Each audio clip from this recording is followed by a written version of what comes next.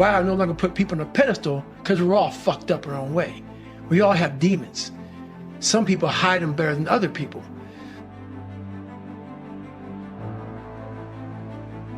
First big problem is that you have put a lot of people above you. Put no one above you. No one. I put God above me. Besides that, there's no one better than me. You have to become an equal. So this is how I look at it. If you're playing Roger Federer, before you get on the court with Roger Federer, he's the best of all time. But you're also a professional tennis player, man. You're forgetting your own fucking resume. So once you get on the court, let's say it's a grand slam. It's 5 sets. Hopefully, you can go the distance with this guy. But before you even bounce the ball to serve it, you're down 2 sets. Because why? You look across and you're playing fucking Roger Federer. But guess what? You hit a good shot on Roger Federer in the 3rd set. And you realize, I can play with this motherfucker. But it's too late. You gave up 2 sets before you got on the court. You gotta stop giving up 2 fucking sets before the game begins. And we do that already.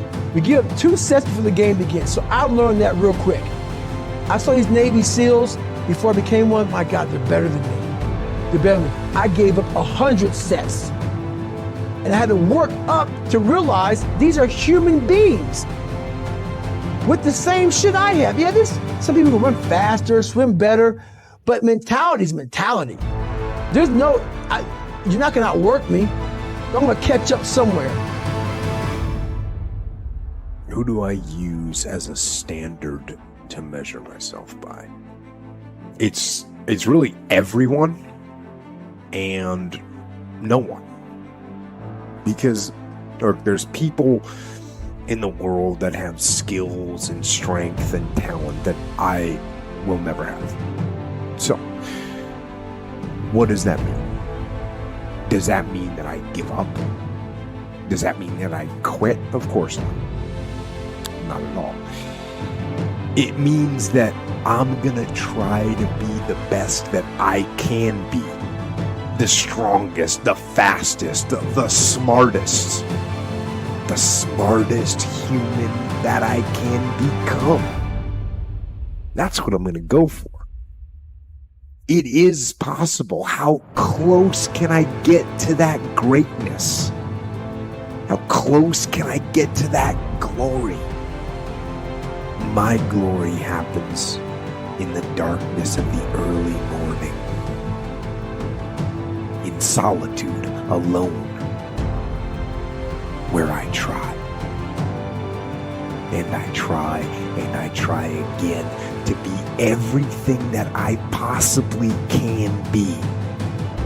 The best that I possibly can be. Better than I was yesterday. And better than other people thought I could be. Faster and stronger and smarter, and with one victory that no one can ever take away from me. A victory that is earned every single day. A victory of determination and will and discipline.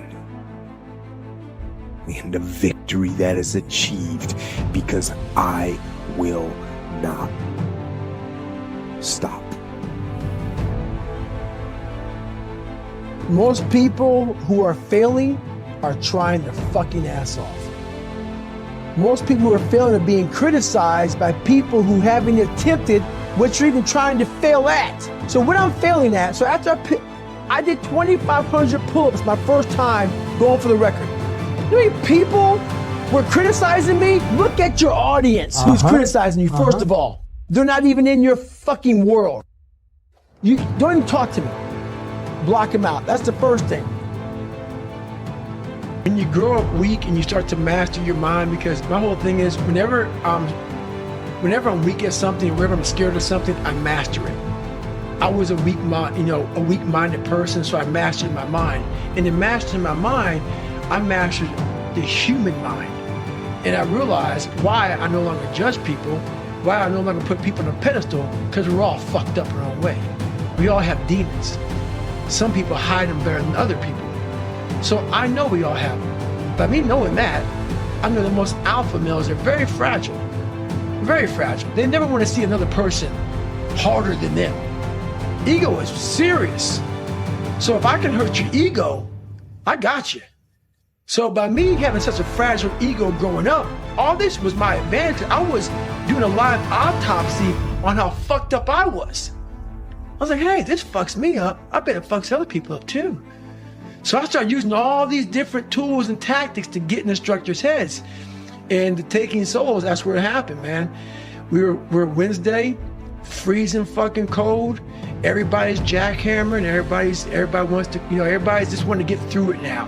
And the instructors take great pride in watching you suffer. They do. We, in a sick way, it's kind of funny. You were there once as a student. Now you're an instructor. But I knew, how would I be thinking if I was an instructor? I would love seeing this sadistic shit go on. But what wouldn't I like to see? I would hate to see some guys just looking like this is just another fucking day on the fucking beach and go fuck yourself. I said, you know what, man? It's time. I can't fight you. You guys can fuck me up all day long. That's your job, and I love your job. I love what you guys are doing. You guys are making us better. But now, I want to take the tactical advantage, and I'm going to start fucking with you. I had a couple of hardcore motherfuckers, and everybody right now is kind of like in their own world. Let's just get through this, man. I can't wait till Friday so we can graduate, we can get going. I said, let's go ahead and have some fun. I said, we're gonna start fucking with these guys. So the evolution here was we just got through with med check, and I was like the boat crew leader of boat crew 2. So I'm in the front of the boat, and I tell our guys this we're gonna do. The boat's like on our heads. So all it was, we're supposed to lift the boats up above our head. That's all you gotta do. But when you're this weak, you're this fragile, you're this tired, the boat's heavy. So there's a thing you can do when you do boat presses. You can get the boat and like just toss it up and catch it. And that shows like you're jacked up. So everybody's holding the boat and they're shaking and the boat's starting to come down their head and all the boat crews are all lined up and they're fucked up. Now I'm looking at that and I turn around my boat and say, hey guys, it's time to fucking take some souls. They're like, what the fuck are you talking about? I said, we're gonna get you. I go, you see all these fucking instructors out here? All in their fucking jackets and drinking coffee and laughing and smiling and shit. I want their fucking faces to go straight up fucking numb. So we're gonna do this. We're gonna start boat pressing this motherfucker. Just take my lead, trust me, you'll get energy from it. We start throwing this boat up in the fucking air, catching it, throwing it up and catching it, and we start yelling, can't hurt fucking boat crew 2. We're yelling our fucking ass off, and we're doing it. And they make us stop, like what the fuck, like stop. I look at these instructors, and their faces literally look like someone just took their soul out. Cause I know where their minds were. Like they were thinking about themselves. Like, what the fuck just happened, man? I know me on Wednesday, I couldn't have done that. How are they doing it? So the rest of the time, going through Hell Week, it was like we owned it. As you're trying to fix yourself and dig yourself out of this deep hole that life, society, and you helped also. Those people who you saw down there in that hole who were there with you, who are your friends and people who you counted on, because you meet the people in the same situation that you're in life. Those people become your friends. And the second you try to get out of that situation and become better, those people are in that grave, in that dungeon, just yanking at your heels, man. So I get that all the time now. People would constantly remind me of who I used to be back in the day.